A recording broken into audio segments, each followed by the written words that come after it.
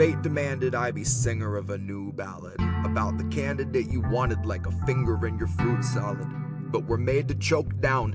And never mind he didn't have supporters on the ground. Never mind a website that gave volunteers the runaround, and a platform, a policy that followed Biden's lead and didn't make a fucking sound. And then he takes the crown. Now that's ascension into power by immaculate election, cause no one really wanted it and no one should have trusted it. But don't you try to question it, cause Joe is not a fan of questions. But Joe is a fan of pointing fingers right in people's faces. Or if they're not in public spaces, Joe will try to poke a finger everywhere I won't mention. Joe's soul is molded and beholden more to power than the list of fucking speakers at the DNC convention, who gave us all a show of keeping AOC at bay, just so everyone can say they tried to censor her dissension. But if you still believe the progressives we've elected give a shit if we're protected, there's a bridge I'd like to sell you in a parallel dimension. You know they're just tech savvier with media relations, propagandist Instagram and public obfuscation. Better suited to assure you that they're here to have a conversation. Better suited to assure you they aren't actively supporting your eviction and your slide into starvation. Better suited to assure you they can tweet about your needs and offer hope and motivation while you drift into the weeds, but they partnered with the moccasins and gators and the reeds.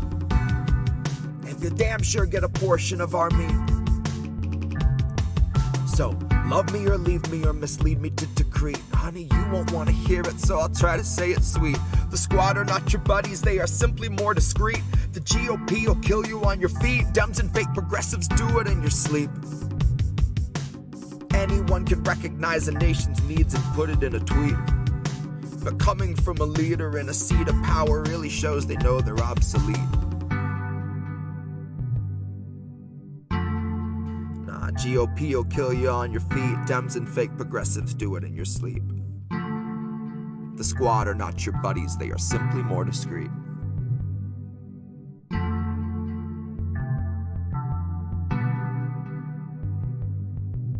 You won't want to hear it, so I'll try to say it sweet.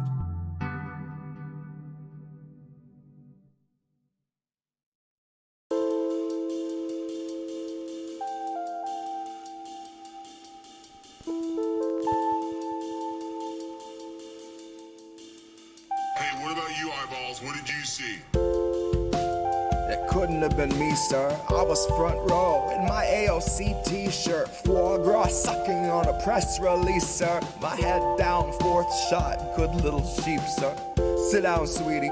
The adults are gonna speak first. They trust the science and they're terrified of research. Here to thank our healthcare heroes, they've been feeding to the burnout, feet first. Until suddenly they dip mid-shift, take a header off a bridge. Such a shame, they were really such a sweet nurse. Now they'll never get the card and the cold slice of pizza meant to thank them for their teamwork. Now they'll never get the baggie full of checks mixed, which would be the one reward they'd see for the moms they had to intubate, and the countless cries of grief since we've been haunted by the specter of the C-word. Now all the applause for our healthcare heroes rings a very hollow note because we played it out like Freebird. See, add the ones and zeros in our fragile checks and balances, or checks for all the wealthy who have such unholy talents that we think it's patriotic that we all got zero balances. And re-elect Pelosi so she'll face our toughest challenges, which is analogous to water for a drowning man. Nancy disregards our impoverished with a spiteful and dismissive little waving of her withered hand. Cause 500,000 freezing on the streets is Biden's winter plan. And I bet you swore they told you you were voting for a different man. But really all you wanted was a different man. It didn't make a fucking difference if he finishes the previous inhabitant's agenda and starts auctioning protected land. Biden's born to leap at any war a donor's check demands. Turns out that you can't cure greed once it infects a man. Once they lose respect for human life and focus all their fucking efforts on the oil baron rescue plan. Honey, what are we to Hecuba or Hecuba to us that if she's starving we should give a damn? Why should we be moved to tears if someone isn't eating? We won't even recognize that food is essential to our being. It's just us and motherfucking Israel who will not guarantee that food's a basic human right. Because starvation is our favorite tool of genocide disguised as sanctioned democratic healing.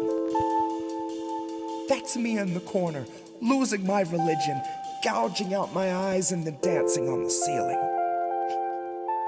Jesus fucking Christ, what a feeling.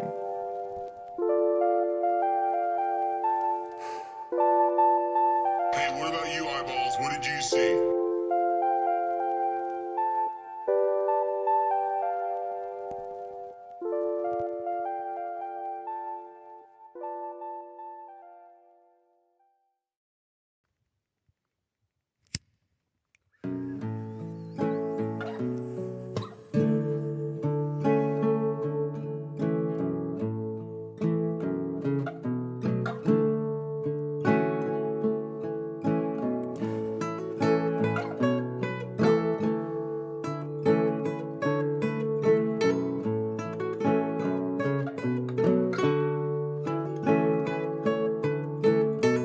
My lips, brand new taxes, starving all the billionaires and neutering their Visa Maxes. Topple Congress off their axis, mobilize the homeless, give them axes, call it praxis. Chop a couple limbs off the legislative branches, we'll show you the difference between air as a human right and guaranteed oxygen access. Octogenarians who barely know what day it is are culling countless citizens while sitting on a dais made of ignorance that was built on the graves of the slaves made to labor for its self-declared significance. And all to build a Congress full of millionaires who make their fortunes insider trading while they shit on all the indigent.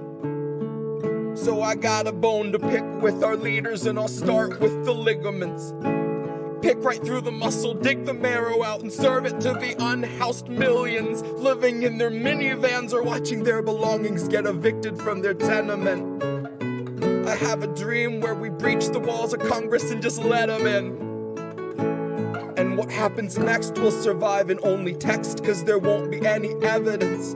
There will only be that heavy kind of feeling that pervades a space where there has been a reckoning and you can feel its remnants. Let any man who enters seeking power know that those who came before him suffocated on their eminence. That there once was a seal on the wall, but we quartered it and scattered all the pieces that it might prevent its semblance. And so we end the great experiment. We'll take all your billions, leave you 2 coins for the ferryman. Leave you drifting on a Dutchman floating derelict among the wretched seraphim. For holy is the hand that wiped the land clean of those who pose as gentlemen. That's my time, honey, cue the thunderclap and strike the theremin. And so we end the great experiment. Give you 2 coins for the ferry.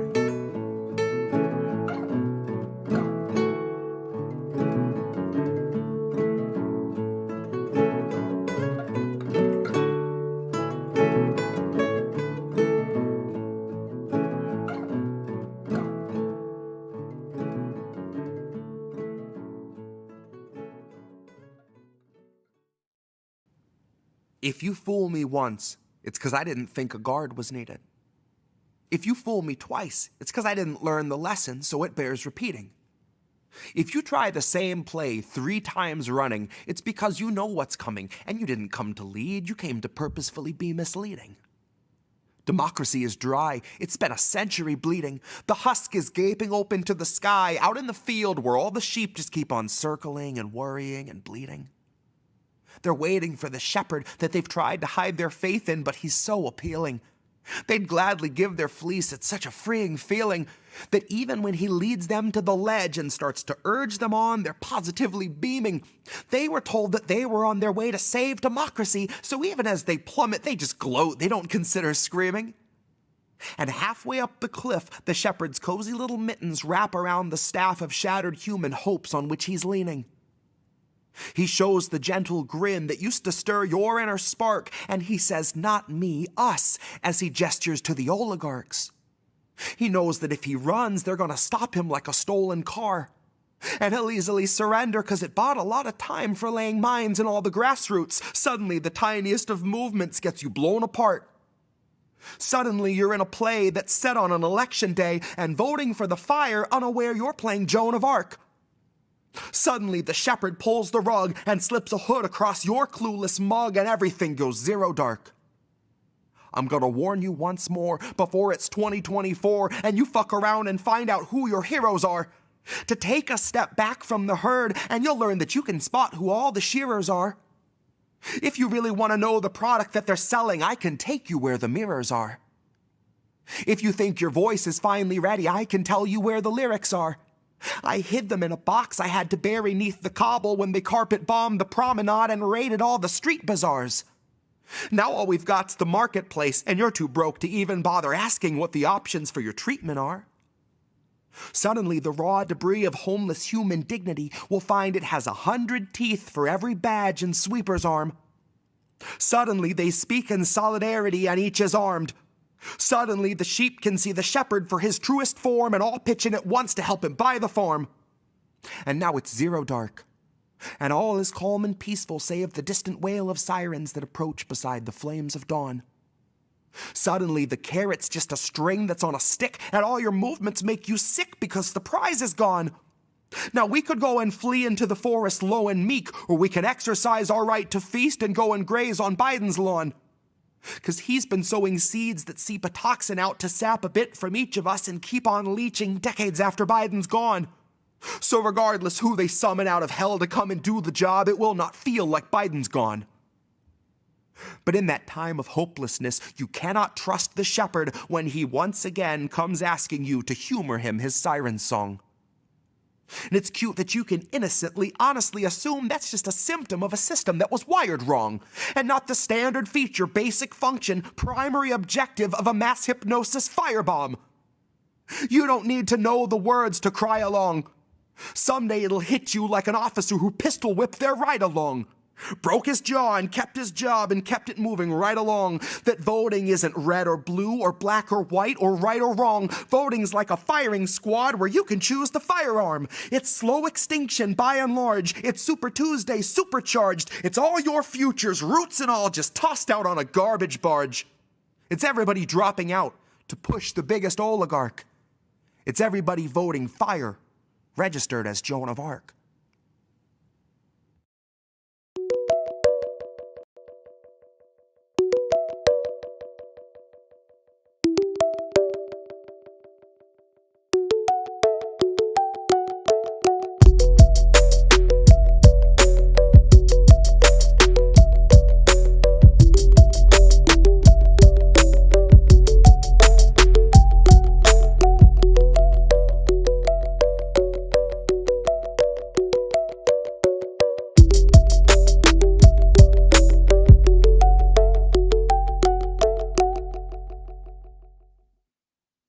We did it once again. Yay! We touched the buttons. Actually, we set the auto stuff and it worked, and we're here again.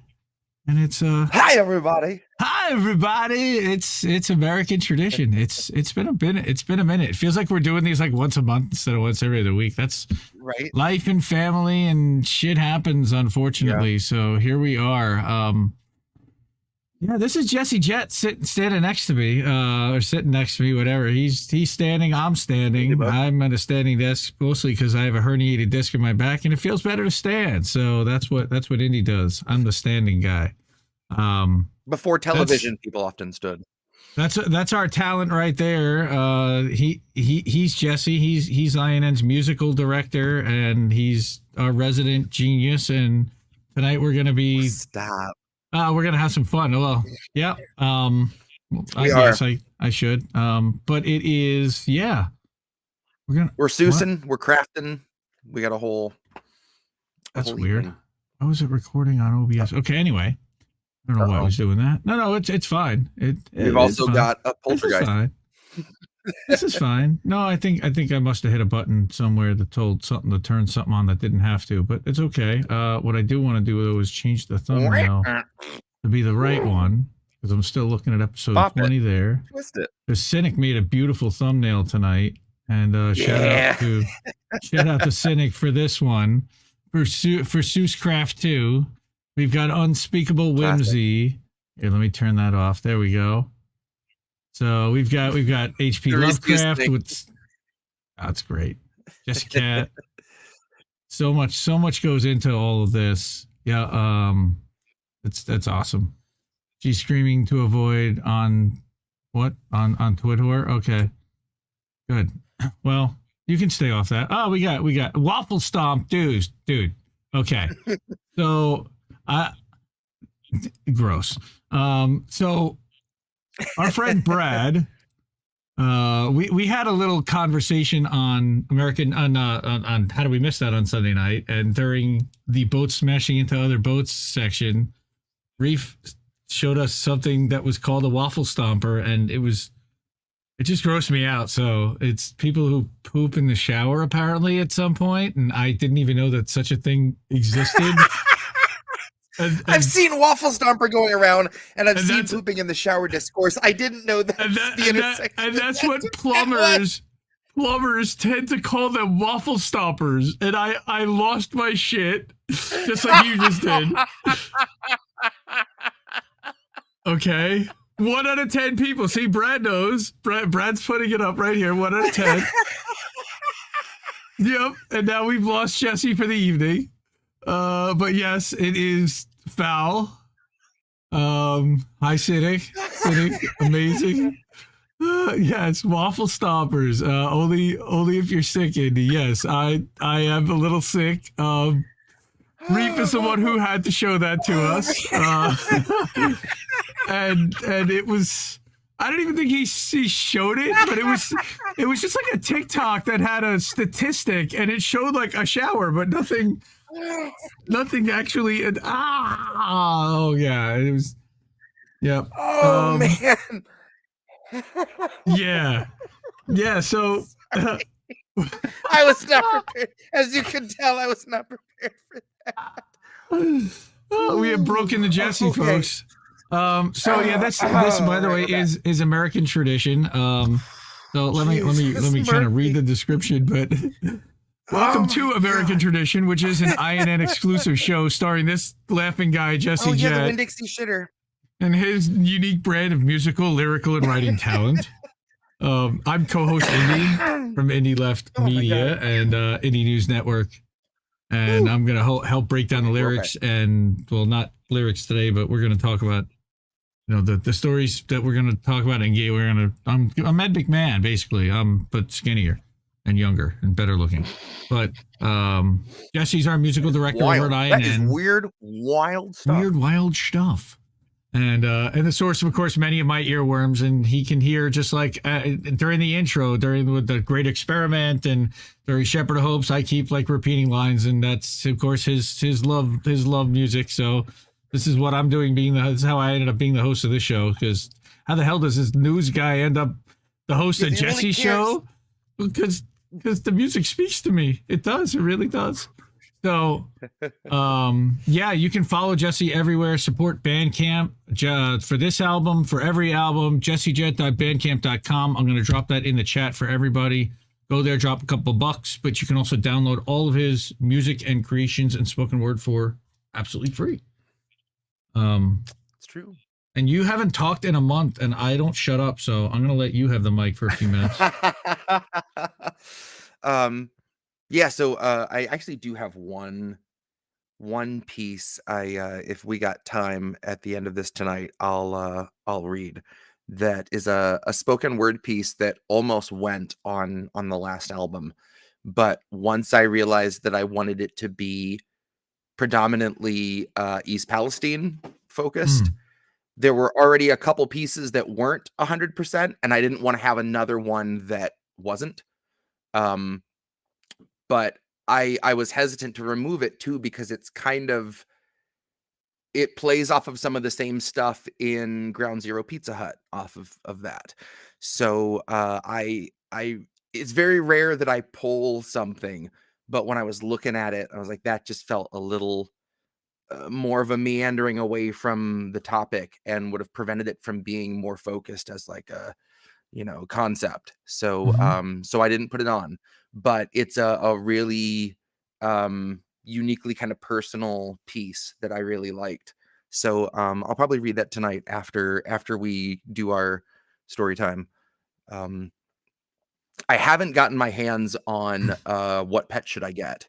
So we will have to do a third kids book night one night. Okay. Because For my daughter. that was a request. Yep, that was a request of hers. We had gotten that book, I think, from the library a while back when we were reading through some Seuss books that we'd never had before. And it was good, but at the time we were trying to stock up on some of the classics. And I only just recently got my hands on a physical copy of the Butter Battle book. I had watched the original TV special, had never gotten to read it.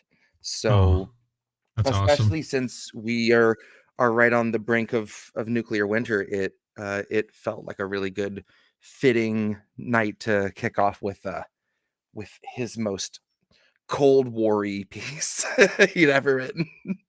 I'm not familiar with that one. So that. Oh, are you serious? Oh. No, I don't know that. So as a kid, and my son recently had to learn the frustration of this. This was my first cliffhanger ending that I was fucking pissed when I was a kid. I remember being like, "What? We're not gonna know." And once you get older, and especially once you realize the overtones of what it's about, you're like, "Oh, of course, it's supposed to end on this cliffhanger." Mm-hmm. But when I first read it to Fox, we got done, and he goes, "Well, what happens?" I'm like, we don't know. Because what do you mean we don't know? Like all of a sudden he like flared up. He's like, "What the fuck?" He was ready to flip the table. You can. I love it. What do you mean we don't know? That's adorable. Awesome. So yeah, I got Butter Battle book loaded. I got The Festival by H.P. Lovecraft coming in hot after that, and then a couple short Seuss pieces. So kind of a Lovecraft sandwich on Zacks. Seuss, on marbled right? Seuss rye. We're talking about the Zacks. Zacks, and a little nugget called the Big Brag. That another good one in the internet age, and good political adjacent. Yeah. I got some good selections. So yeah, I guess if you're ready, I'll dive us right in. Yeah. Just want to let everybody know, like, share, subscribe, please. And make sure we're live on Rockfin. We're live on Rumble. We're live on Telegram, believe it or not. T.me/Indie News Network. We actually do have a Telegram channel. Yes. We're live on Twitter, Facebook, right. YouTube, Twitch. I think 7 channels tonight. I would normally self-host, but of course, IndieLeft.news is kind of in a transition. So we're working on, thank you, Josh and White Hat Magic. Go follow White Hat Magic everywhere.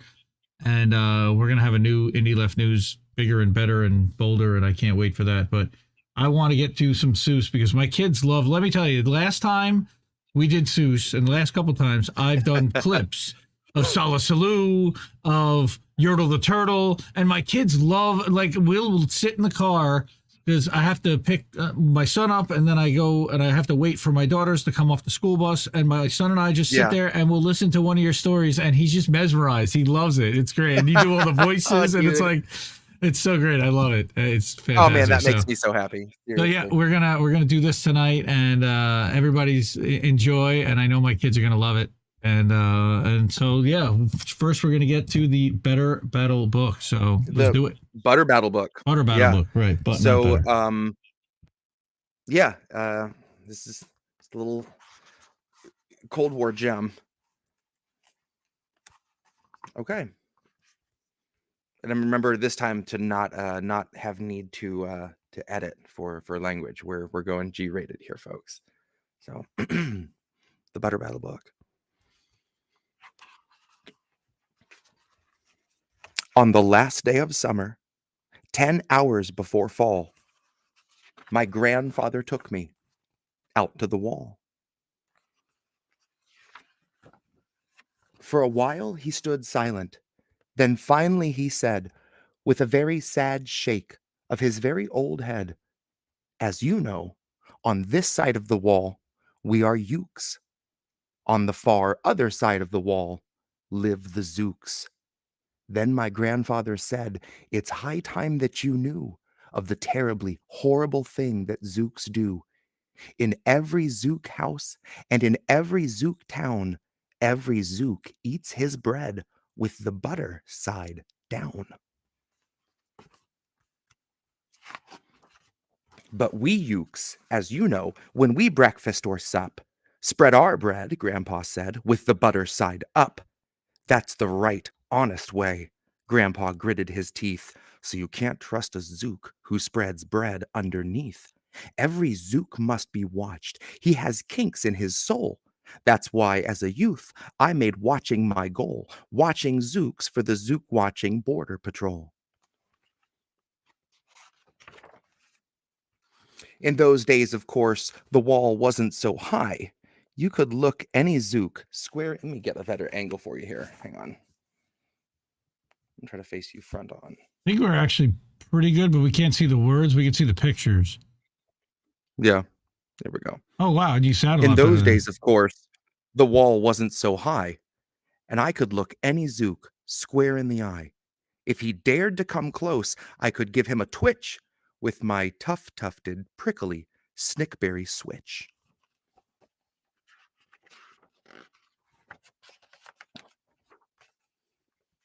For a while, that worked fine. All the Zooks stayed away, and our country was safe. Then one terrible day, a very rude Zook by the name of Van Itch snuck up and slingshotted my snickberry switch.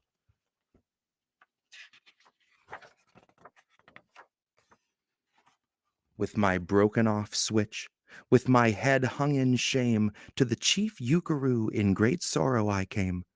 But our leader just smiled. He said, you're not to blame, and those Zooks will be sorry they started this game. We'll dress you right up in a fancier suit, and we'll give you a fancier slingshot to boot. And he ordered the boys in the back room to figure how to build me some sort of a triple sling jigger. With the triple sling jigger, I felt much bigger. I marched to the wall with great vim and great vigor, right up to Van Itch with my hand on the trigger. I'll have no more nonsense, I said with a frown, from Zooks who eat bread with the butter side down. Van Itch looked quite sickly. He ran off quite quickly. I'm unhappy to say he came back the next day in a spiffy new suit with a big new machine, and he snarled as he said, looking frightfully mean, you may fling those hard rocks with your triple sling jigger, but I also now have my hand on a trigger. My wonderful weapon, the jigger rock snatch'em, will fling 'em right back just as quick as you catch 'em. We'll have no more nonsense, we'll take no more gup from you Ukes who eat bread with the butter side up. I have failed, sir, I said, as I made my report to the chief Ukaroo in the headquarters fort. He just laughed. You've done nothing at all of the sort. Our slingshots have failed. That was old-fashioned stuff. Slingshots, dear boy, are not modern enough. All we need is some newfangled kind of a gun. My boys in the back room have already begun to think up a walloping whiz-zinger one. My bright boys are thinking they're on the right track. They'll think one up quick, and we'll send you right back. Well, they thought up a great one. They certainly did. They thought up a gun called the Kickapoo Kid, which they loaded with powerful poo-a-doo powder and, God, I can hardly see, and ants' eggs and bees' legs and deep-fried clam chowder. And they carefully trained a real smart dog named Daniel to serve as our country's first gun-toting spaniel. Then Daniel, the Kickapoo Spaniel, and I marched back toward the wall with our heads held up high, while everyone cheered and their cheers filled the sky. Fight, fight for butter side up, do or die. Well, we didn't do, and we didn't quite die, but we sure did get worsted, poor Daniel and I. Van Itch was there too, and he said, the old pig, the boys in my back room invented this rig called the 8-nozzled elephant-toted boom blitz. It shoots high explosive sour cherry stone pits and will put your dumb kickapoo kid on the fritz. Poor Daniel and I were scared out of our wits. Once more, by Van Itch, I was bested and beat. Once again I limped home from the wall in defeat. I dragged and I sagged, and my spirits were low as I thought that they ever could go, when I heard a boom-ba and a diddle-de-dill, and our butter-up band marched up over the hill. The chief Euchrew had sent them to meet me, along with the right side up song girls to greet me. They sang, "Oh, be faithful, believe in thy butter," and they lifted my spirits right out of the gutter. "My boy," smiled the chief Euchrew, "we've just voted and made you a general. You've been promoted. Your pretty new uniform's ready. Get in it. The big war is coming. You're gonna win it. And what's more, this time you are certain... you're going to begin it. Sorry.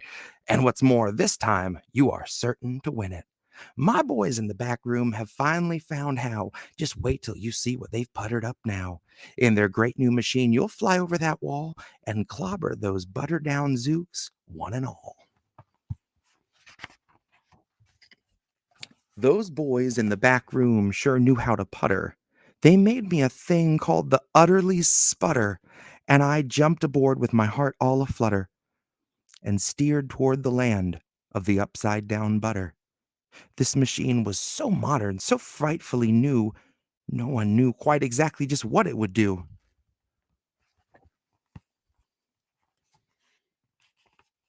Oh, but it had several faucets that sprinkled blue goo, which somehow would sprinkle the zooks as I flew and gum up the upside-down butter they chew. That's hidden in the bushes. I was racing pell-mell when I heard a voice yell, "If you sprinkle us zooks, you'll get sprinkled as well." Van Itch had a sputter exactly like mine, and he yelled, "My blue gooer is working just fine, and I'm here to say that if Ukes can goo zooks, you'd better forget it, 'cause zooks can goo Ukes." I flew right back home, and as you may have guessed, I was downright despondent, disturbed, and depressed. And I saw just as soon as I stepped back on land, so were all of the girls of the Butter-Up Band. The chief drum majorette, Ms. Yuki Ann Sue, said that was a pretty sour flight that you flew, and the chief Euchrew, he's been looking for you. Well, I raced to his office. The place was a sight. "Have no fear," said the chief. "Everything is all right.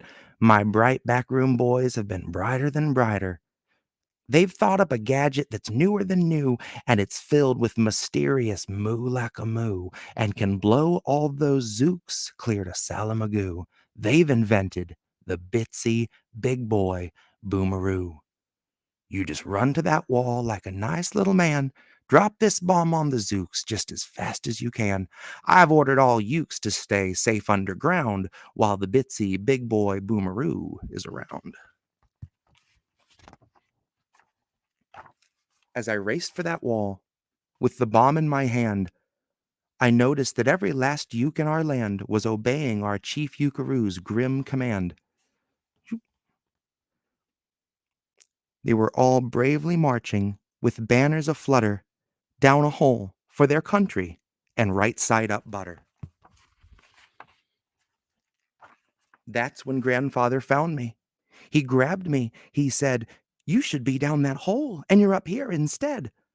But perhaps this is all for the better somehow. You will see me make history right here and right now." Grandpa leapt up that wall with a lopulous leap. Oh, sorry.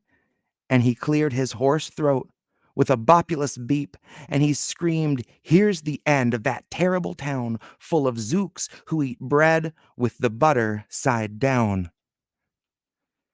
And at that very moment, I'm sorry, it's so hard for me to see anything on the green text reading off of my own screen. It is bananas.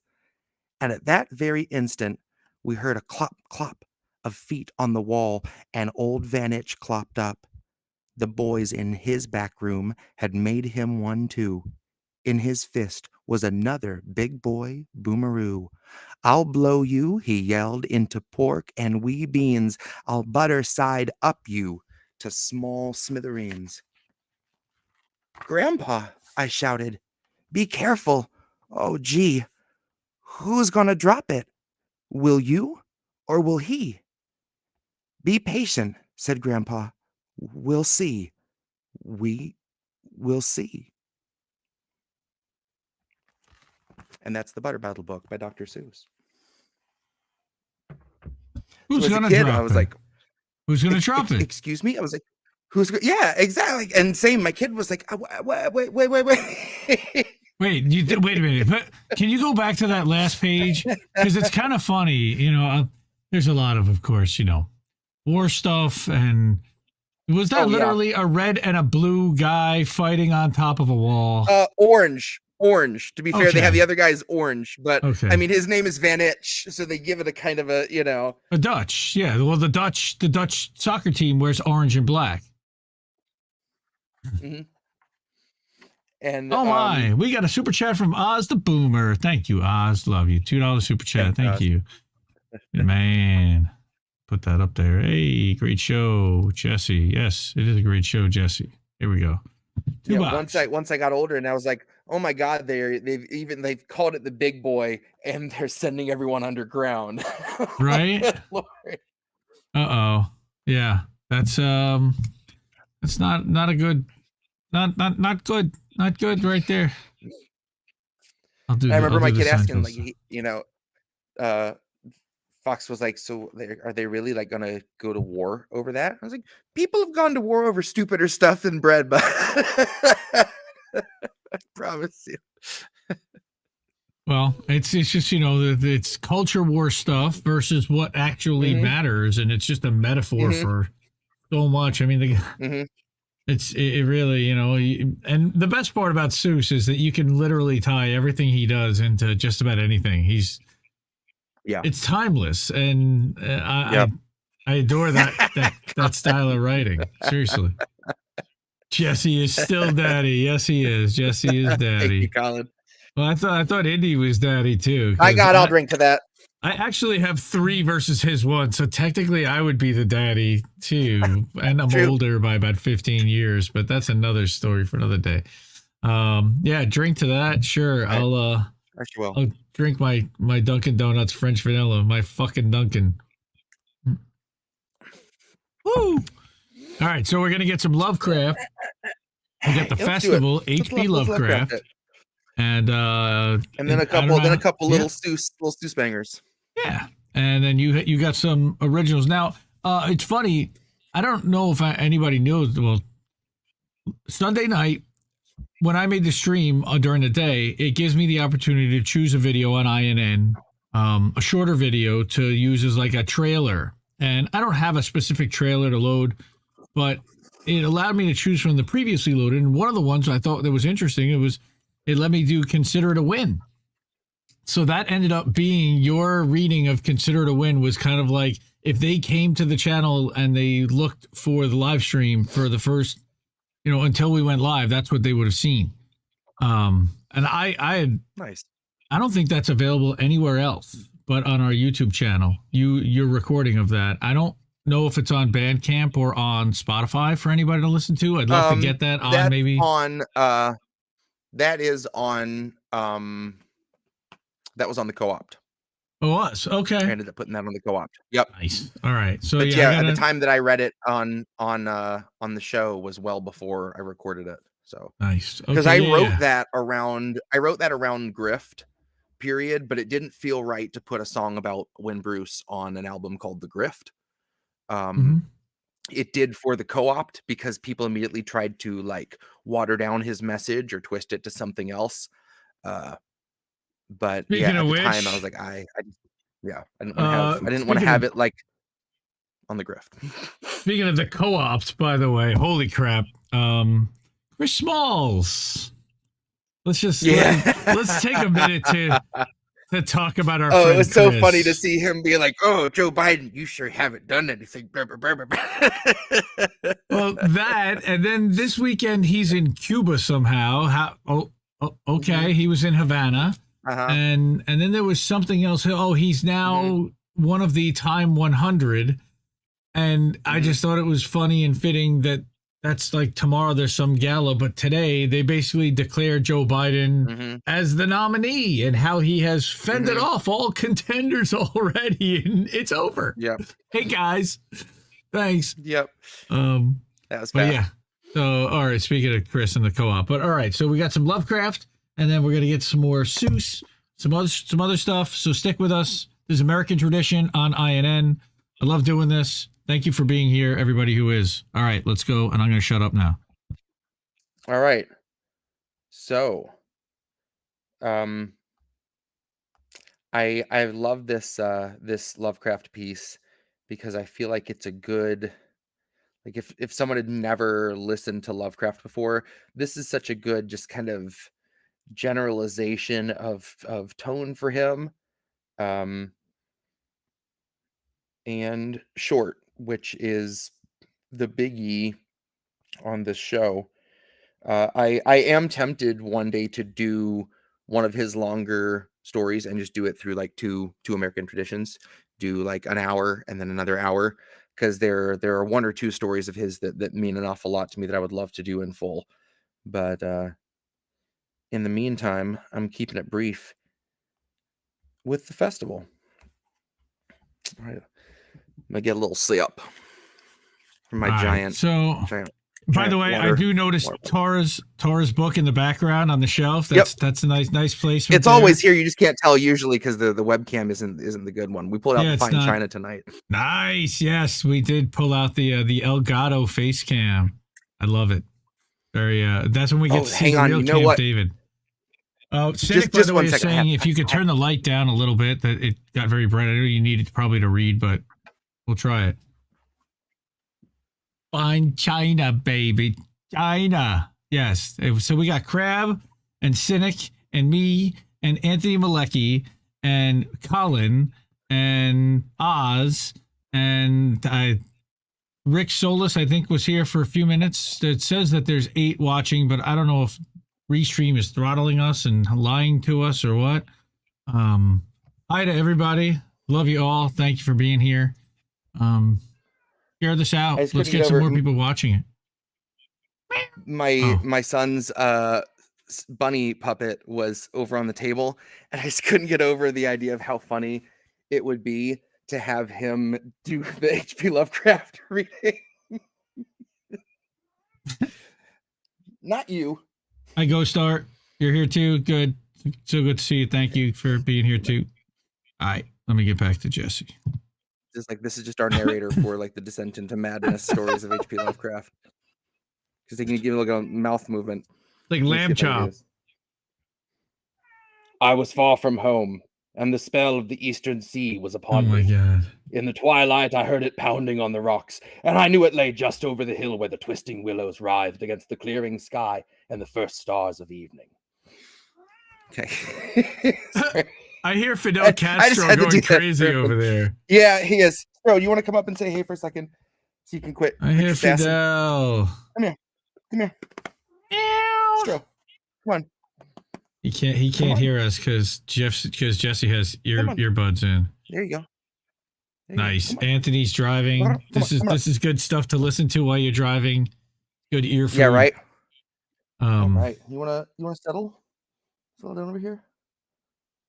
Big boy. Oh, look at the boy. See, we used to be able to do a kitty sound. We don't do that anymore, unfortunately. Kitty. Copyright. I gotta do it a different way. We get DMCA'd if we do it now. Right? Like I just feel dirty taking that away. You know, like no. Like it's. All right. Okay, so we got some kind of spam bot. Have a good stream. Thank you, Aquino, Taxi, whatever, block list you're going to get added to right now. Thank you. Over on the Twitchers. Wait. We can catch a promo for 10 free viewers. Oh, okay. Hang on, Indy, do you have a pen and paper? Write this down. GVP. Cats or BG. dicks. I've got it right there. Yeah, there. I got it there on the Twidget. I'm hiding it. There you go. That's true. Too much. Ah, we have fun here, folks. We do. It's true. All right. We ready? Are you ready? Stro, are you ready? You're supposed to say yes. This is your time. Catster, are you ready? Son of a bitch. He's failing. That's when we need the stock Colin, cat sound queued up. See, Colin is right. Cats Cats are dicks. It's true. Mm-hmm. Oh, now you're talking, huh? Mm-hmm. As soon as I start reading, he's gonna just be blowing up. Oh my god. Oh. Okay. Here we go, fam. The Festival by H.P. Lovecraft. I was far from home, and the spell of the eastern sea was upon me. In the twilight, I heard it pounding on the rocks, and I knew it lay just over the hill where the twisting willows writhed against the clearing sky and the first stars of evening. And because my fathers had called me to the old town beyond, I pushed on through the shallow, new-fallen snow along the road that soared lonely up to where Aldebaran twinkled among the trees, on toward the very ancient town I had never seen, but often dreamed of. It was the Yuletide, which men call Christmas, though they know in their hearts it is older than Bethlehem and Babylon, older than Memphis and mankind. Stro, are you serious? Oh my God. It was the Yuletide, and I had come at last to the ancient sea town, where my people had dwelt and kept festival in the elder time, when festival was forbidden, where also they had commanded their sons to keep festival once every century, that the memory of primal secrets might not be forgotten. Mine were an old people, old even when this land was settled 300 years before, and they were strange because they had come as, good God Almighty, are you serious? Hey! Oh, that's my cat, folks. Technical difficulties, You know what? folks. All righty, Jesse Hang is getting himself. You're not gonna hide now. No, look at what you've done. Oh, see, wait, hold on. I gotta put you back on, Jesse. Catstro. Now we go to pet videos. Now this thing's gonna blow up on Rumble. Dun dun dun dun. Cat takes over American tradition. Dun dun dun dun dun dun. Oh my god. Dude. Hey, hang on. That's for subscribers only. You can't show them the good bits. Come on, that's the OnlyFans. That's for OnlyFans. Oh, good God. What is happening here? Catstro. Doing it. That's the worst part. He's just gonna use that tail to whack on the microphone too. He's behind the problem. So this webcam, kitty butthole cam, wow, is super sensitive. Oh my God, this is great. As soon as you push on that cord, the camera just goes whomp whomp. Oh, okay. That is. Are you done? That is. He's snugging all over the back of it. Cats are dicks. We're so fucked. And kitty butthole cam. Wow. Yes. Can you hit me with a? Yeah. Hold on. I need a soundboard here. We're fucked. I don't think you got that, but they did. Okay, good. That's all that matters. Are you done? Huh? Here, I'll make sure you get it too. We're fucked. There you go. Oh, brisket. Okay, are you done? Settle your shit. Goodness gracious, he's so unprofessional. I'm so sorry. I enjoy it.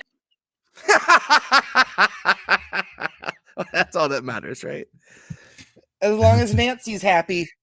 To quote AOC, as long as Nancy's Mama Bear's very happy. Joe Biden's going to be the nominee, and there's not going to be a primary, and everybody's running around and tearing their hair out, and that's just how they like it, because that's when they start doing some crazy shit. So keep an eye on what they're up to right now while everybody else is going crazy. Just saying, folks. Okay. He's laying on the couch. I think we might be okay. Oh man, if the webcam wasn't positioned, I would bring it over because he's being pretty damn adorable. You know what? By God, this is my show. Hang on. No, don't hide now. Look at this cute little bastard. Mister, what are you doing? Meow. He's messing with your chair. He's looking for love. He's got one paw on my back. Yep. About to Oh, get some big belly.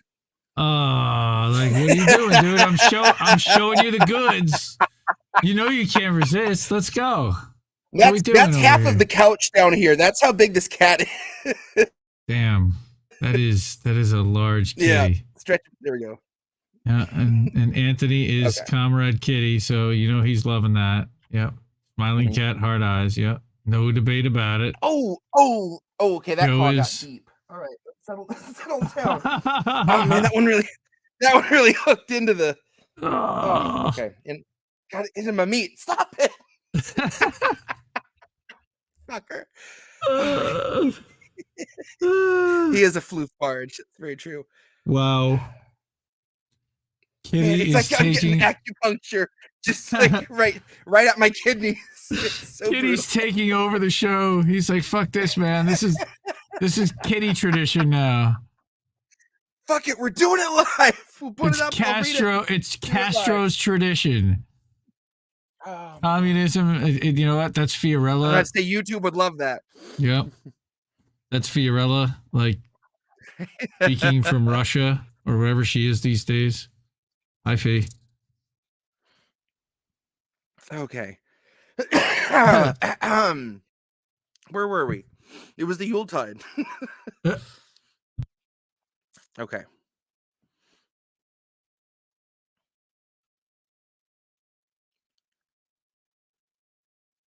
Mine were an old people, old even when this land was settled 300 years before.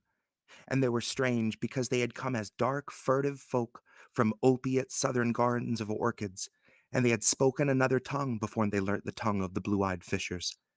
And now they were scattered, and shared only the rituals of mysteries that none living could understand.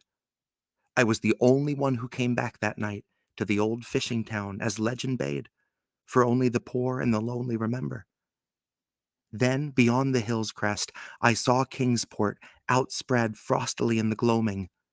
Snowy Kingsport, with its ancient vanes and steeples, ridgepoles and chimney pots, wharves and small bridges, the willow trees and graveyards, endless labyrinths of steep, narrow, crooked streets, and the dizzy church-crowned central peak that time does not touch. Ceaseless mazes of colonial houses piled and scattered at all angles and levels like a child's disordered blocks. Antiquity hovering on gray wings over winter-whitened gables and gambrel roofs. And against the rotting wharves, the sea pounded, the secretive, immemorial sea out of which the people had come in the elder time. Beside the road at its crest, a still higher summit rose, bleak and windswept, and I saw that it was the burying ground, where black gravestones stuck ghoulishly through the snow like the decayed fingernails of a gigantic corpse. The printless road was very lonely, and I sometimes thought I heard the distant creaking as of a gibbet in the wind. They had hanged 4 kinsmen of mine for witchcraft in 1692, but I did not know just where. As the road wound down the seaward slope, I listened for the merry sounds of the village at evening, but I did not hear them. And then I thought of the season, and I felt that these old Puritan folk might well have Christmas customs that were strange to me, and full of silent hearthside prayer. So after that I did not listen for merriment, or look for wayfarers, but I kept on down past the hushed, lighted farmhouses and the shadowy stone walls, to where the signs of ancient shops and sea taverns creaked in the salt breeze, and the grotesque knockers of pillared doorways glistened along deserted, unpaved lanes in the light of little curtained windows. I had seen maps of the town, and I knew where to find the home of my people. It was told that I should be known and welcomed, for the village legend lives long. So I hastened through Back Street to Circle Court, and across the fresh snow on the one full flagstone pavement in the town. I was glad I had chosen to walk. The white village had seemed very beautiful from the hill, and now I was eager to knock at the door of my people. The 7th house on the left in Green Lane, with an ancient peaked roof and a jutting second story, all built before 1650. There were lights inside the house when I came upon it, and I saw from the diamond window panes that it must have been kept very close to its antique state. The upper part overhung the narrow, grass-grown street and nearly met the overhanging part of the house opposite, so that I was almost in a tunnel, with the low stone doorstep wholly free from snow. There was no sidewalk, but many houses had high doors reached by double flights of steps with iron railings. It was an odd scene, and because I was strange to New England, I had never known its like before. Though it pleased me, I would have relished it better if there had been footprints in the snow, and people in the streets, and a few windows without drawn curtains. When I sounded the archaic iron knocker, I was half afraid. Some fear had been gathering in me, perhaps because of the strangeness of my heritage, and the bleakness of the evening, and the queerness of the silence in that aged town of curious customs. When my knock was answered, I was fully afraid because I had not heard any footstep before the door creaked open. But I was not afraid long, for the gowned, slippered old man in the doorway had a bland face that reassured me, and though he made signs that he was dumb, he wrote a quaint and ancient welcome with the stylus and wax tablet that he carried. He beckoned me into a low, candle-lit room with massive exposed rafters and dark, stiff, sparse furniture of the 17th century. The past was vivid there, for not an attribute was missing. There was a cavernous fireplace and a spinning wheel, at which a bent old woman in loose wrapper and deep poke bonnet sat back toward me, silently spinning despite the festive season. An infinite dampness seemed upon the place, and I marveled that no fire should be blazing. The high-backed settle faced the row of curtained windows at the left, and seemed to be occupied, though I was not sure. I did not like everything about what I saw, and felt again the fear that I had had. This fear grew stronger from what had before lessened it, for the more I looked at the old man's bland face, the more its very blandness terrified me. The eyes never moved, and the skin was too like wax. Finally, I was sure it was not a face at all, but a fiendishly cunning mask. But the flabby hands, curiously gloved, wrote genially on the tablet, and told me I must wait a while before I could be led to the place of festival. Pointing to a chair, a table, and a pile of books, the old man now left the room, and when I sat down to read, I saw that the books were hoary and moldy, and that they included old Morrister's wild marvels of science, the terrible Sodicmus Triumphatus of Joseph Glanville, published in 1681, the shocking Demonolatria of Remigius, reprinted in 1595 at Lyons, and worst of all, the unmentionable Necronomicon of the Arab Abdul al-Hazred, in Olaus Wormius's forbidden Latin translation, a book which I had never seen, but of which I had heard monstrous things whispered. No one spoke to me, but I could hear the creaking of signs in the wind outside, and the whir of the wheel as the bonneted old woman continued her silent spinning and spinning. I thought the room and the books and the people all very morbid and disquieting, but because an old tradition of my father's had summoned me to strange feastings, I resolved to expect strange things. And so I tried to read, and soon became tremblingly absorbed by something I found in that accursed Necronomicon. A thought and a legend too hideous for sanity or consciousness, but I disliked it when I fancied that I heard the closing of one of the windows that the settle faced, as if it had been stealthily opened. It had seemed to follow a whirring that was not of the old woman's spinning wheel. This was not much, though, for the old woman was spinning very hard, and the aged clock had been striking. After that, I lost the feeling that there were persons on the settle, and I was reading intently and shudderingly when the old man came back, booted and dressed in a loose antique costume, and he sat down on that very bench so that I could not see him. It was certainly nervous waiting, and that blasphemous book in my hands made it doubly so. When 11 o'clock struck, however, the old man stood up, glided to a massive carved chest in a corner, and got 2 hooded cloaks, one of which he donned, the other of which he draped round the old woman, who was ceasing her monotonous spinning. Then they both started for the outer door, the woman lamely creeping, and the old man, after picking up the very book I had been reading, beckoning me, as he drew his hood over that unmoving face or mask. We went out into the moonless and tortuous network of that incredibly ancient town, went out as the lights in the curtained windows disappeared one by one, and the dog star leered at the throng of cowled, cloaked figures that poured silently from every doorway and formed monstrous processions up this street and that, past the creaking signs and the antediluvian gables, the thatched roofs and the diamond-paned windows, threading the precipitous lanes where those decaying houses overlapped and crumbled together, gliding across open courts and churchyards, where the bobbing lanterns made eldritch, drunken constellations. Among these hushed throngs, I followed my voiceless guides, jostled by elbows that seemed preternaturally soft, and pressed by chests and stomachs that seemed abnormally pulpy, but never seeing a face, and hearing never a word. Up, up, up the eerie columns slithered, and I saw that all the travelers were converging as they flowed near a sort of focus of crazy alleys at the top of a high hill in the center of town, where perched a great white church. I had seen it from the road's crest when I looked at Kingsport in the new dusk, and it had made me shiver, because Aldebaran had seemed to balance itself a moment on the ghostly spire. There was an open space around the church, partly a churchyard with spectral shafts, and partly a half-paved square, swept nearly bare of snow by the wind, and lined with unwholesomely archaic houses. Death fires danced over the tombs, revealing gruesome vistas, though failing to cast any shadows.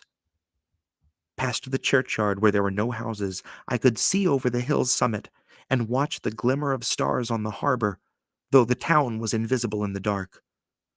Only once in a while, a lantern bobbed horribly through the serpentine alleys on its way to overtake the throng that was now slipping speechlessly into the church.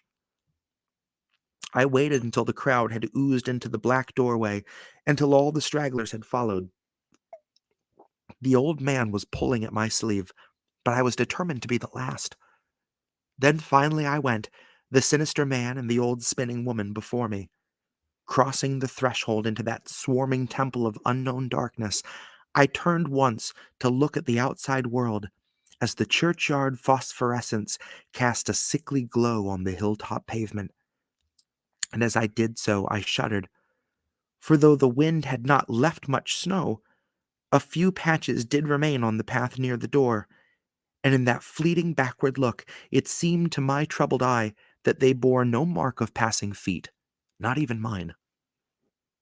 The church was scarce lighted by all the lanterns that had entered it, for most of the throng had already vanished.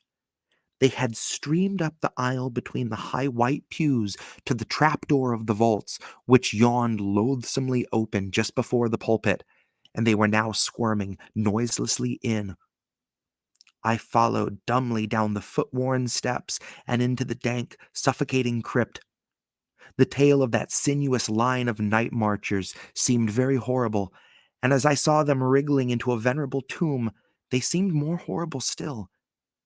Then I noticed that the tomb's floor had an aperture down which the throng was sliding, and in a moment we were all descending an ominous staircase of rough-hewn stone. A narrow, spiral staircase, damp and peculiarly odorous, that wound endlessly down into the bowels of the hill, past monotonous walls of dripping stone block and crumbling mortar. It was a silent, shocking descent, and I observed after a horrible interval that the walls and steps were changing in nature as if chiseled out of the solid rock. What mainly troubled me was that the myriad footfalls made no sound and set up no echoes.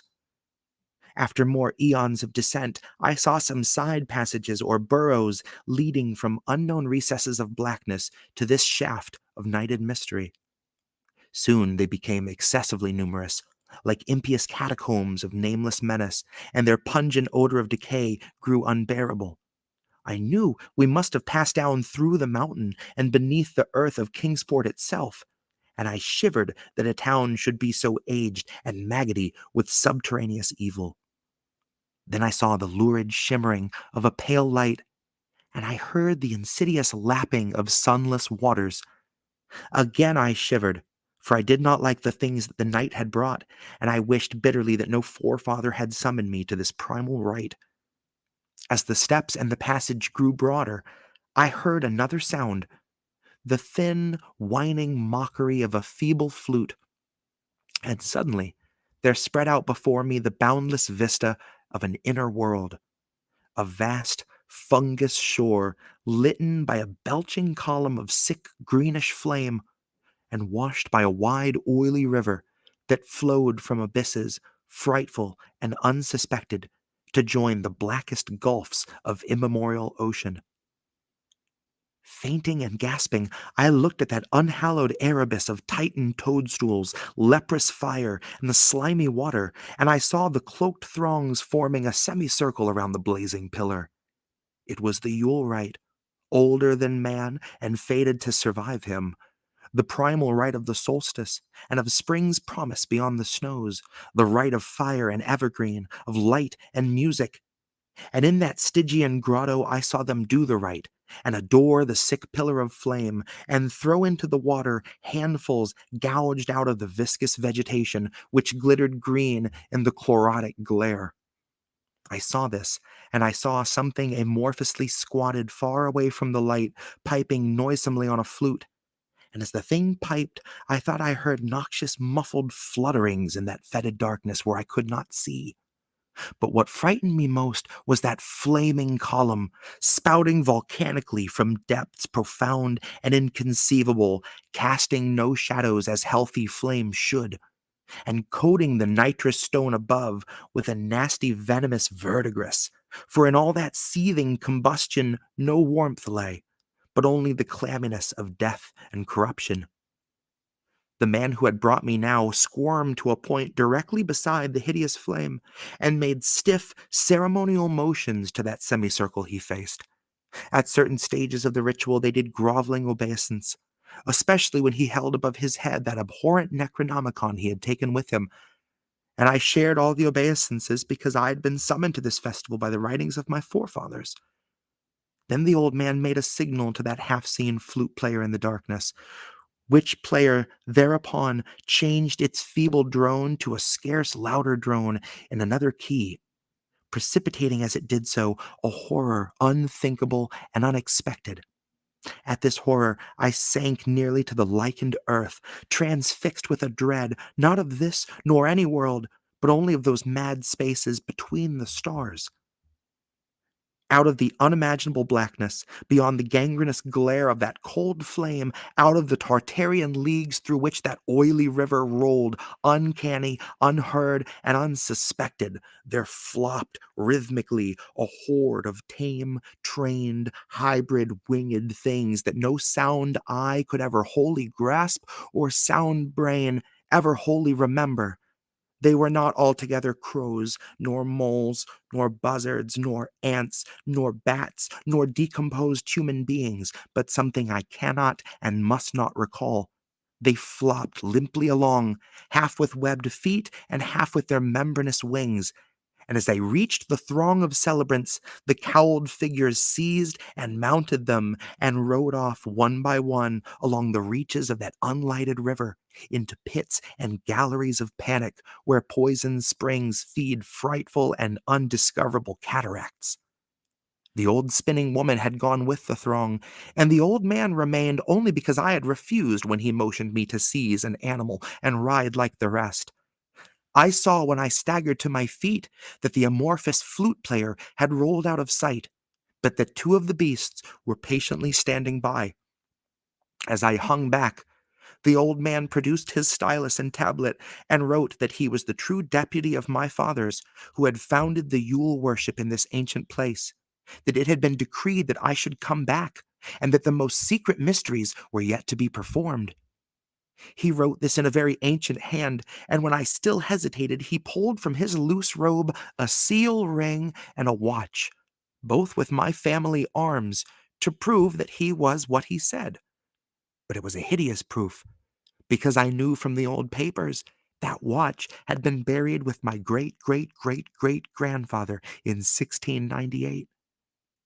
Presently, the old man drew back his hood and pointed to the family resemblance in his face, but I only shuddered because I was sure that the face was merely a devilish waxen mask. The flopping animals were now scratching restlessly at the lichens, and I saw that the old man was nearly as restless himself. When one of the things began to waddle and edge away, he turned quickly to stop it, so that the suddenness of his motion dislodged the waxen mask from what should have been his head. And then, because that nightmare's position barred me from the stone staircase down which we had come, I flung myself into the oily, underground river that bubbled somewhere to the caves of the sea. I flung myself into that putrescent juice of earth's inner horrors before the madness of my screams could bring down upon me all the carnal legion those pest gulfs might conceal. At the hospital, they told me that I had been found half frozen in Kingsport Harbor at dawn, clinging to the drifting spar that accident sent to save me. They told me I had taken the wrong fork of the hill road the night before and fallen over the cliffs at Orange Point, a thing they deducted from prints found in the snow. There was nothing I could say, because everything was wrong. Everything was wrong, with the broad window showing a sea of roofs in which only about 1 in 5 was ancient, and the sound of trolleys and motors in the streets below. They insisted that this was Kingsport, and I could not deny it. When I went delirious at hearing that the hospital stood near the old churchyard on Central Hill, they sent me to St. Mary's Hospital in Arkham, where I could have better care. I liked it there, for the doctors were broad-minded, and even lent me their influence in obtaining the carefully sheltered copy of Alhazred's objectionable Necronomicon from the library of Miskatonic University. They said something about a psychosis, and agreed that I had better get my harassing obsessions off my mind. And so I read again that hideous chapter, and I shuddered doubly because it was indeed not new to me. I had seen it before, let footprints tell what they might, and where it was I had seen it were best forgotten. There was no one in waking hours who could remind me of it, but my dreams are filled with terror because of phrases I dare not quote. I dare quote only one paragraph, put into such English as I can make from the awkward Low Latin. "The nethermost caverns," he wrote, "are not for the fathoming of eyes that see, for their marvels are strange and terrific. Cursed the ground where dead thoughts live new and oddly bodied, and evil the mind that is held by no head. Wisely did Ibn Shakabak say that happy is the tomb where no wizard hath lain, and happy the town at night whose wizards are all in ashes. For it is of the old rumor that the soul of the devil-bought hastes not from his carnal clay, but fats and instructs the very worm that gnaws, till out of corruption horrid life springs, and the dull scavengers of earth wax crafty to vex it, and swell monstrous to plague it. Great holes secretly are digged where earth's pores ought to suffice, and things have learnt to walk that ought to crawl." And that's the festival, folks. It's beautiful, man. It's beautiful.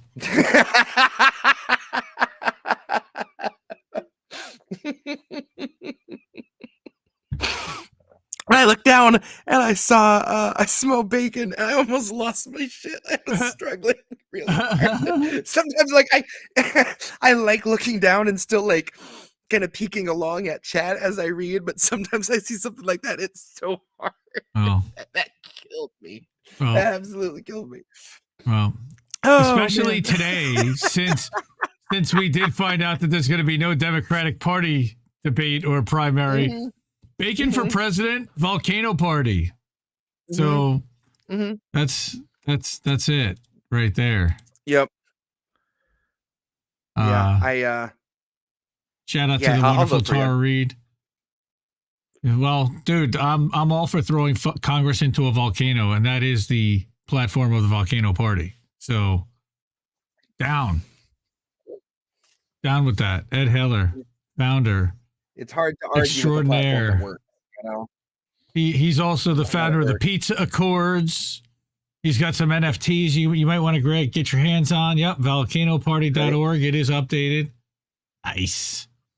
Yeah, I'd love to see you release a Twisted Seuss. I don't know if we can release a Twisted Seuss record because I think that the Seuss family might be a little upset with us about that. But here, let me put myself back up. Put some chat up. Hey, what's up, everyone? I was isolated. Hi, everybody. Hi, everybody. Hensy's here too. I am not just a disembodied voice, which I am, but at least you can see And you're sure we didn't sneak? I feel like we snuck the Zacks in our first Seuss show. If we did, I don't remember it. I feel like we did. Zacks and Snacks, and maybe we did. I thought we did. Did we do Salu? We did the Sneeches, and we did. There was a third one. We did. I feel like we did because it was such a good political, two teams in gridlock in the name of fighting for progress and no progress happening. Cynic is saying yup. So if she says she's the savant when it comes to the Jesse show, she's our what's the word I'm looking for? Our scribe, our resident genius, our muse, the archivist. Archivist. That's the word. I'm Sylvester McMonkey McBean. Oh my God, I had that in my head for like a week. Sylvester McMusky McBean. McMusky McBean. Yeah, but we're doing the Sneeches and it's Elon and it's like, oh my God. And I love that so much. Fantastic. Transcriptionist, Cyber Muse. There you go. Okay. I'm looking at your So in that case, playlist. I've got what do we have? No, we did Grinch. Okay. How the Grinch Stole Christmas, right? That was the Christmas. first one. That was Christmas show. Right. Yeah. And then for Seuss, I just have Yertle, Eric Zahn, Sneeches, and Salu. Those were the three we did. I don't know if we stuck in the other one. Maybe. If so, I didn't cut it. All right. So this is a short story in the back of Yertle the Turtle called The Big Brag. Classic Seuss deep cuts going on here. Let me get a good angle where I can see this and you can see it. I wish this would let me make myself. The mobile zoomed in. Just worry about the other side. But here, let me go back to Just Jesse so you can see that. Take me away in the chat. There you go. Here we go. The rabbit felt mighty important that day. On top of the hill, in the sun where he lay, he felt so important up there on that hill that he started in bragging, as animals will, and he boasted out loud as he threw out his chest, "Of all of the beasts in the world, I'm the best. On land and on sea, even up in the sky, no animal lives who is better than I."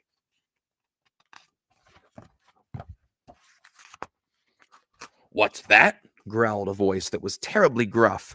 "Now, why do you say such ridiculous stuff?" The rabbit looked down and he saw a big bear. "I'm the best of the beasts," said the bear, "and so there."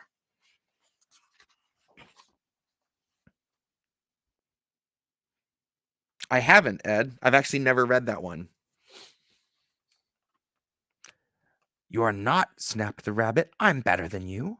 "Pooh," the bear snorted. "Again I say pooh. You talk mighty big, Mr. Rabbit, that's true, but how can you prove it? Just what can you do?" Thought the rabbit. "Now what can I do?" He thought and he thought. Then he finally said, "Mr. Bear, do you see these two ears on my head? My ears are so keen and so sharp and so fine, no ears in the world can hear further than mine."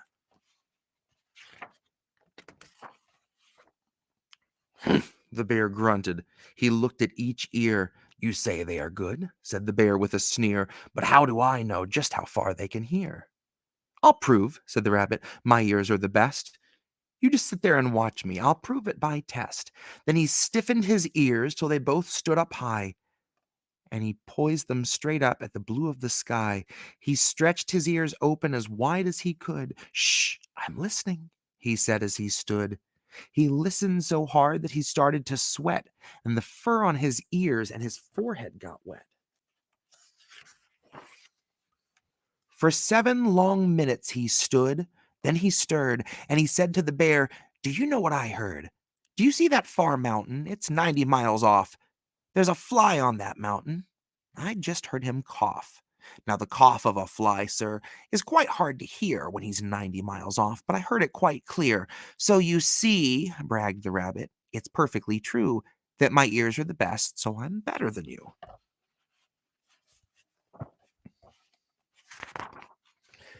The bear, for a moment, just sulked as he sat, for he knew that his ears couldn't hear things like that. This rabbit, he thought, made a fool out of me. Now I've got to prove that I'm better than he. So he said to the rabbit, "You hear pretty well.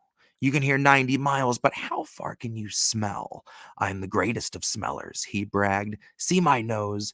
This nose on my face is the finest that grows. My nose can smell anything, both far and near.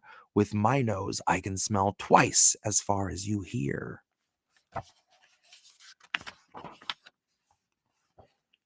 "You can't," snapped the rabbit. "I can," growled the bear.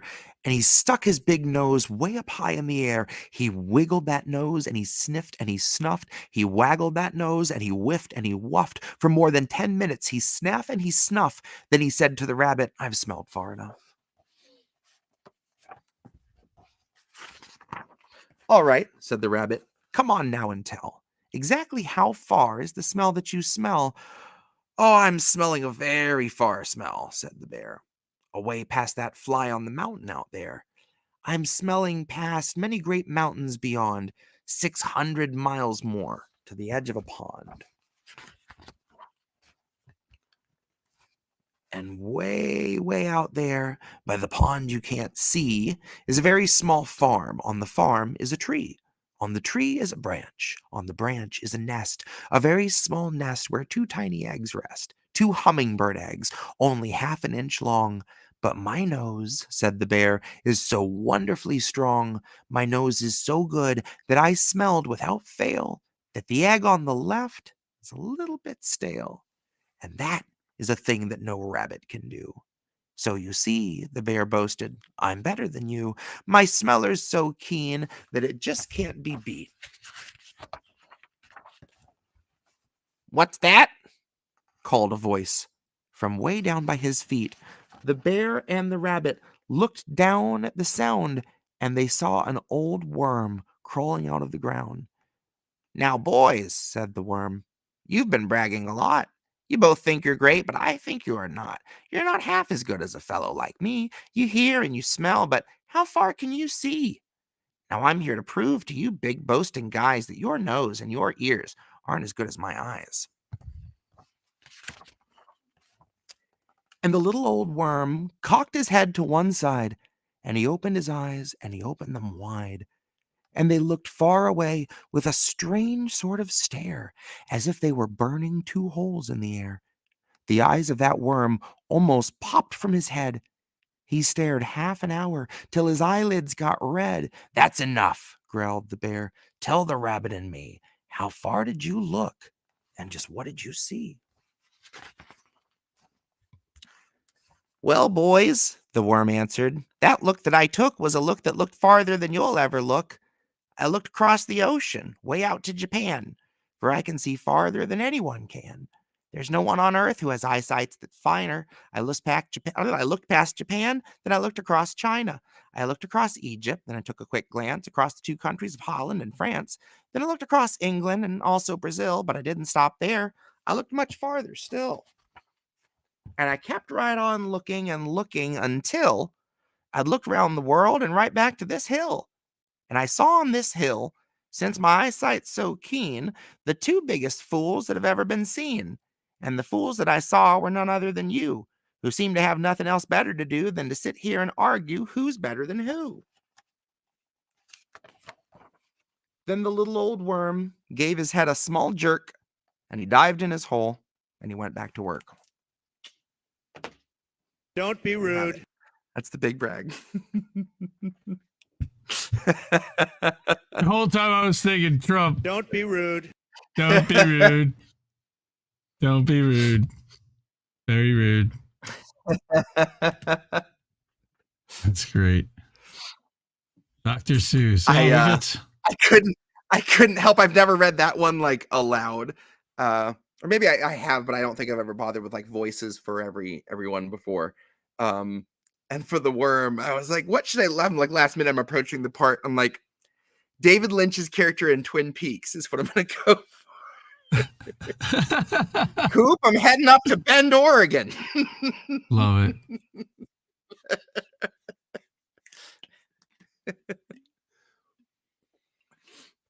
All right.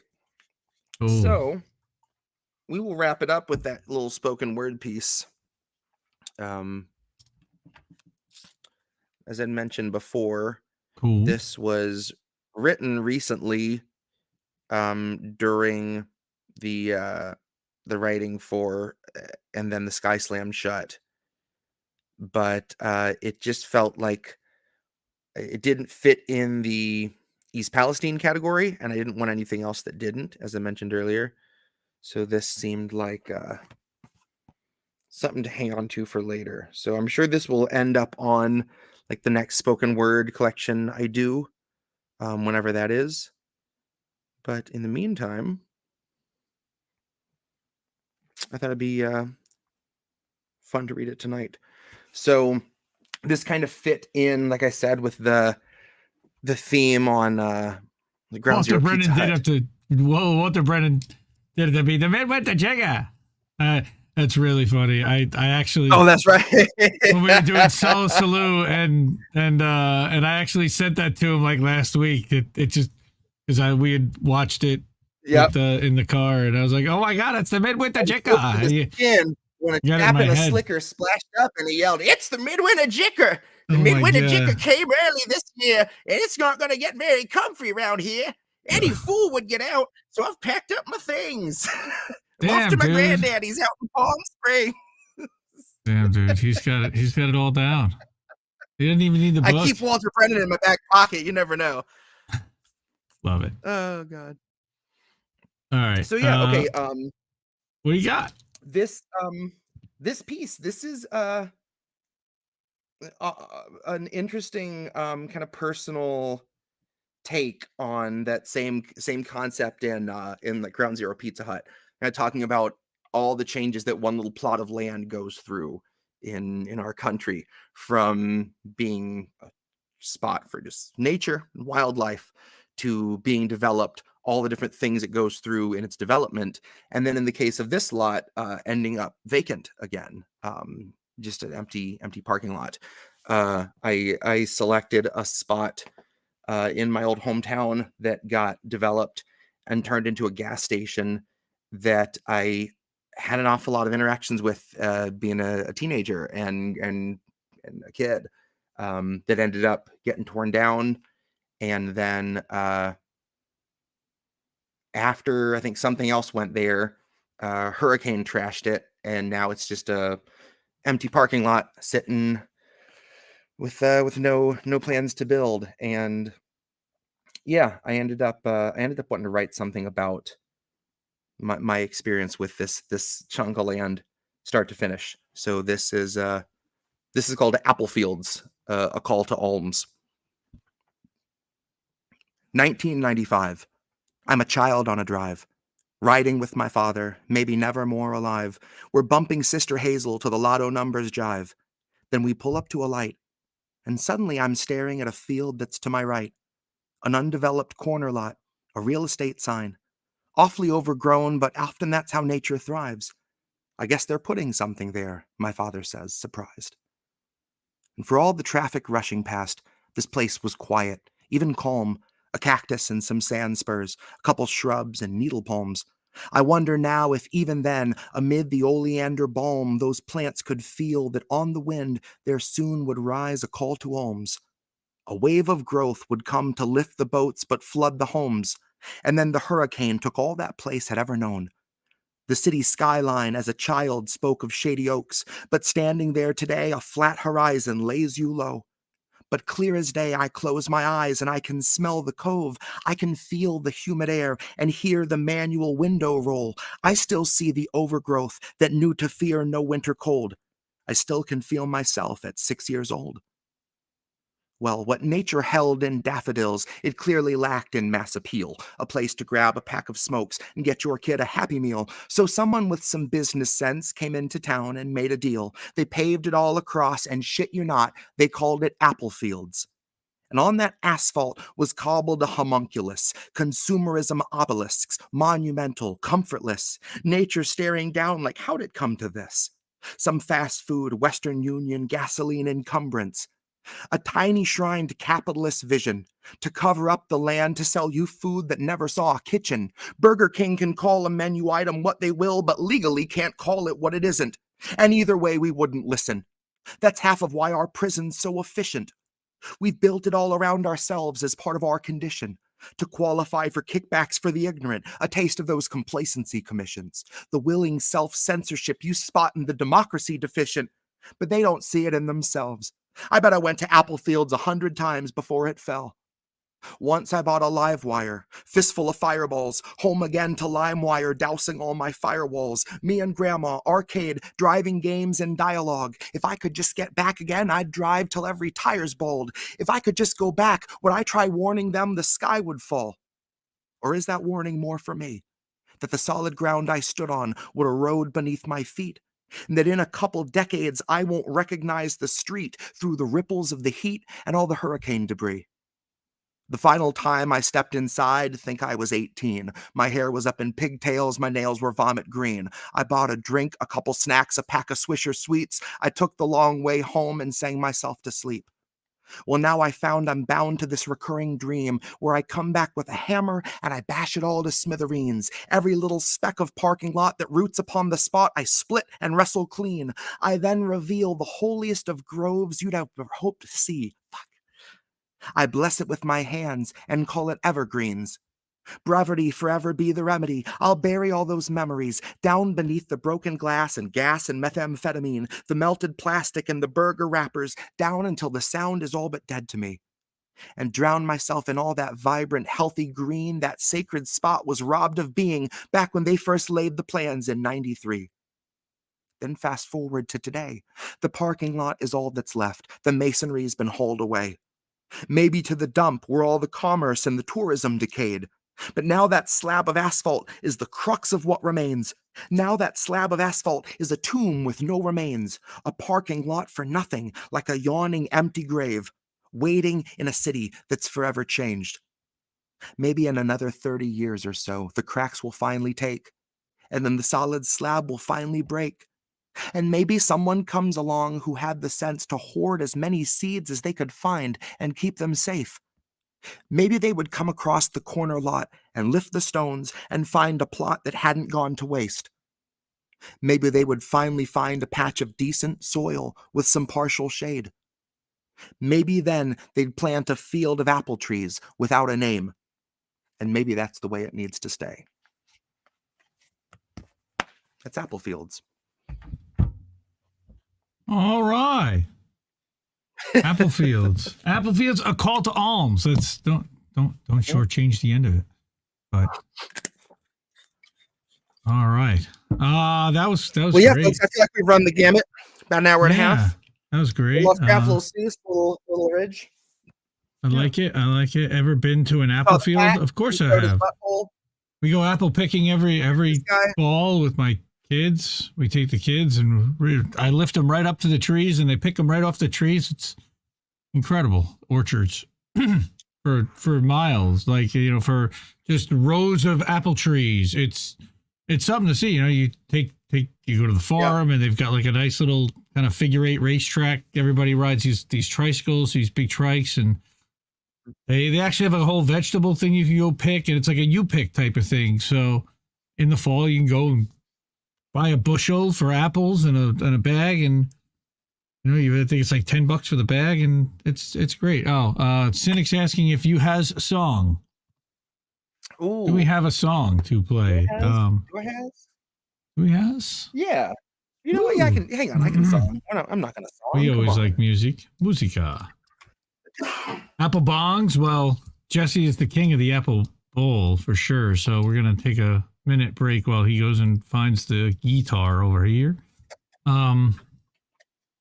Yes, pumpkins. There's you pick on the pumpkins. we've done that with the pumpkin patches. We're in the Northeast, so you know the fall's good season for that. It just really depends on where you live, but I think Jesse being in Michigan definitely would have been going to apple orchards with Fox and with kids and wife and pretty much family the whole life. So hang on, let me switch to this. Hey, since he's not there, you can just talk to me. What's up, everybody? I'm taking over. It's the indie takeover of the show because there is an empty chair and Fidel Castro. Hey, look at that. There's Fidel. I don't know if I can actually zoom in on him, but Fidel is kind of sitting and chilling. Oh, you can't see. You can see his head, but oh, there he is. He popped up. He heard Jesse coming. We got Jesse coming. Yay! We got a guitar. All right. So everybody, check out Rumble. DJ Comatose, Cynic. How are you? Ed Heller, Fizzy Pop Slippers. Good to see you. Thank you for coming in to chat tonight. It sounds like we had a couple of other folks in there. I saw Global Love, Human Love, Solidarity out there somewhere. Everybody, the whole family's here, and we love it. And I appreciate that. Hey, everybody. Yeah, that's our DJ voice. DJ voice is indie. I am the disembodied DJ voice. Check out the Discord if you don't mind. My Discord is independentleft.gg, and I actually have a Jesse Jett channel set up there. I believe it dumps all of his tweets in there. I think we got some Spotify playlists in there, and you can definitely hook up our brother Jesse on Bandcamp. Here's the link to jessejett.bandcamp.com. You can get all of Jesse's music and spoken word available to download for free. Yes, Michigan, Jesse is mad close to your province, you Canadian himbo. Brad's awesome. Everybody check out Brad's channel. Brad's been definitely stroking the liberals a little bit, and he did this thing where he went on different platforms to see what kind of bubbles they're all in, and he went on Gab, and he went on Truth Social, but he also went on Mastodon, which was really just a total echo chamber bubble. And then there was another one he did I'd never really been on before, but that was great. Funny stuff. Very cynical, by the way, Cynic. I figured you'd be down with that.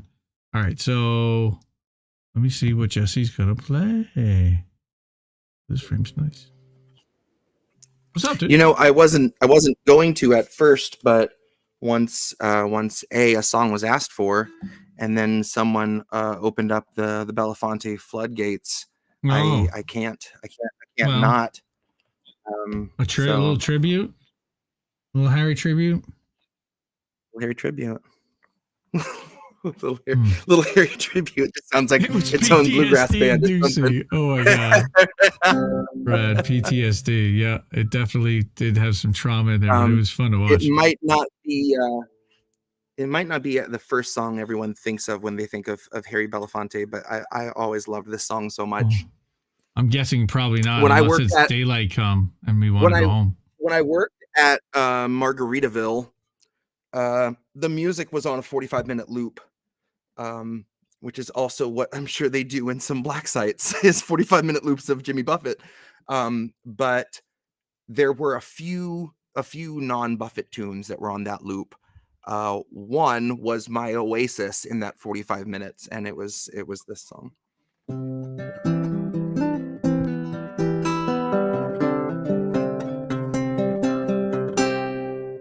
Down the way where the nights are gay, the sun shines daily on the mountain top. I took a trip on a sailing ship, and when I reached Jamaica, I made a stop. But I'm sad to say I'm on my way.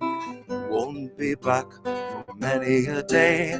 My heart is down, my head is turning around. I had to leave a little girl in Kingston town.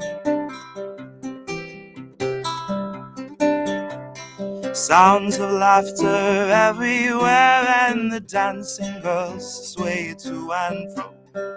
I must declare my heart is there, though I've been from Maine to Mexico. But I'm sad to say I'm on my way. Won't be back for many a day. My heart is down, my head is turning around. I had to leave a little girl in Kingston town.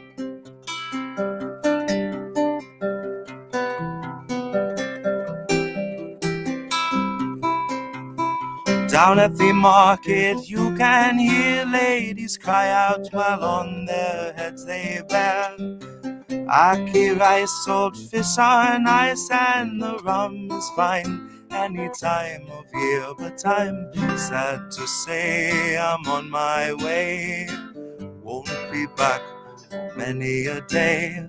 My heart is down, my head is turning around. I had to leave a little girl in Kingston town. Sad to say I'm on my way. Won't be back for many a day. My heart is down, my head is turning around. I had to leave a little girl in Kingston town. There you go. We'll hear Belafonte. All right. R.I.P. Harry. Rest in power. Like 96. For real. We should all live such a full, long life, making such an impact and fighting the struggle. Yep. And being outspoken as fuck. Hell yeah. Doing it his way. B.S. Adams, welcome to the stream. You just caught the end, so you'll have to go back if you want to catch more if you weren't watching. But yeah, so this was an hour and a half. We did it again. Yeah. This was yet another American tradition. Look at us. You know, I was talking with Cynic recently, and we were discussing how and when we might want to get a guest on. If we want to get Misty on, we're not going to be able to do it on a weeknight because she does her show at 11 o'clock at night, and she's actually live right now. By the way, if you go to tntradio.live when we're done, you can listen to her talking to Ryan from the Independent Report, or from the Independent Review. The guy's awesome. He makes great videos. He's been banned from YouTube already 3 times in 3 months. Amazing. But this guy, so I don't know. Are we going to be back in a couple weeks? What are we going to do? We'll figure it out. Yeah, you know, I was thinking of, you know, we had a lot of fun when we did the covers show nights, and we haven't done one in a while. Yeah. And I've been on a bit of a Beatles kick lately, and I was like, it'd be really fun to do a Beatles night, which would be especially fun and challenging because I played quite a few Beatles songs that first night. So that would require me learning a bunch of the songs I've been listening to in the last couple of weeks that I've been like, I wonder what those chords are. So yeah, I've been brushing up and looking at a few songs, and I'll be letting you know in the next few days, but I'm thinking a Beatles night, and I like that. And then we'll go from there, and we'll see what we're working with after that. The last time we did Beatles was actually for Warren Palooza, and if you look at that, I actually have them timestamped, and those are some of my favorite, ones that you've done the entire time. We did Rocky Raccoon. I think we did Girl that night. Hold on. Hold on. Let me go. I gotta find it. It goes so far back, and we do a lot of videos here at INN, so it takes a while to get through. Looking at studio. Yeah, I will. Yeah, we did. I will. I remember that. Yeah. Wow, this is struggle bus here. I wish I had a pick sitting around, but I don't think I can do this without a pick. Blackbird. No, I can't. Oh, wow. That's hard without a pick. Norwegian Wood, yeah. That's what I'm talking about.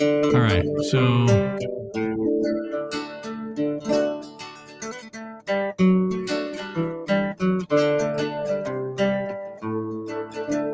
I could kill for a pick. Yeah, you did Rocky Raccoon. It was 3 songs. You did I Will, Blackbird, Rocky Raccoon. I'm looking at it here. That was a hell of a night. We had a blast that night. Here, if you let me go put that in chat. I'll drop the link.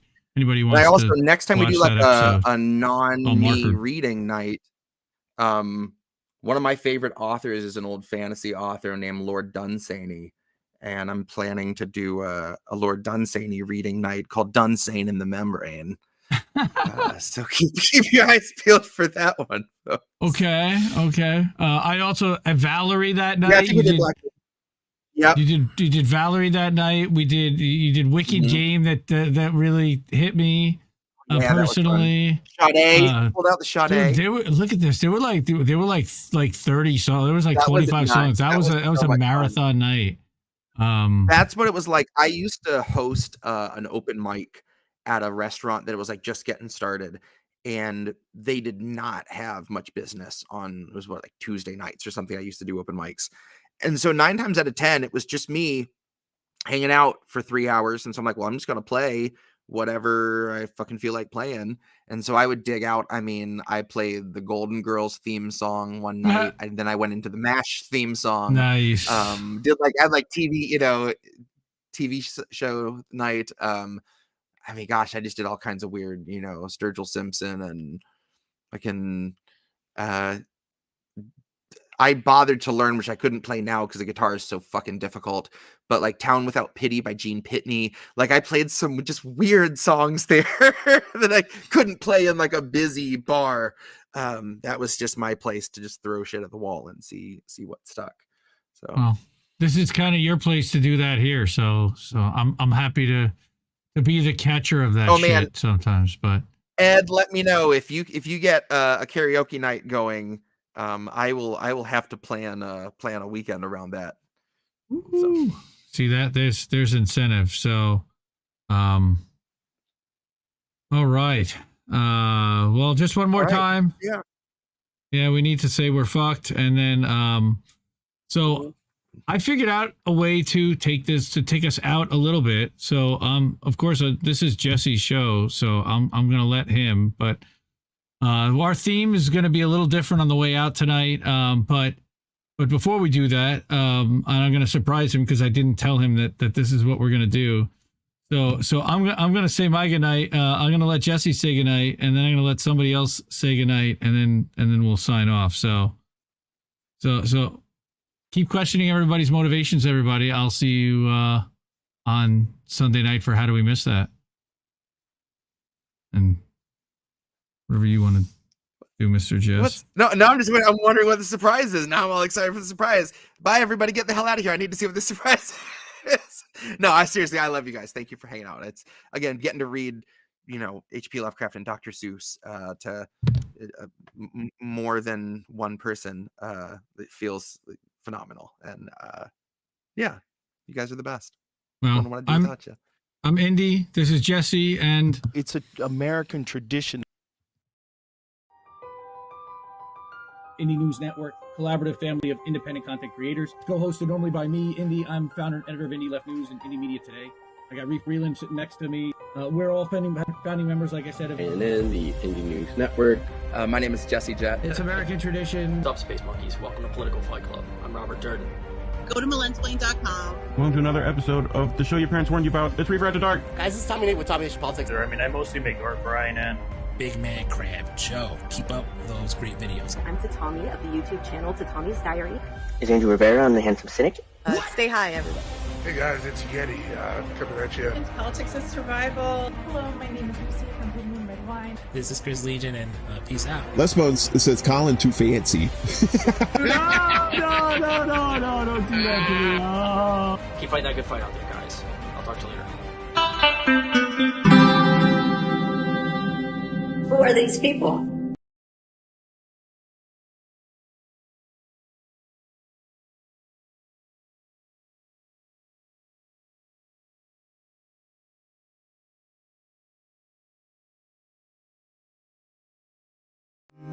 I think I liked it better being blind, when I couldn't read between the lines, and when I couldn't see the cracks in the structure that lay bare before me the whole time. I think I liked it better back when I suspended disbelief and swallowed pride. I thought I knew the difference in the red from the blue, but they both bleed us so dry.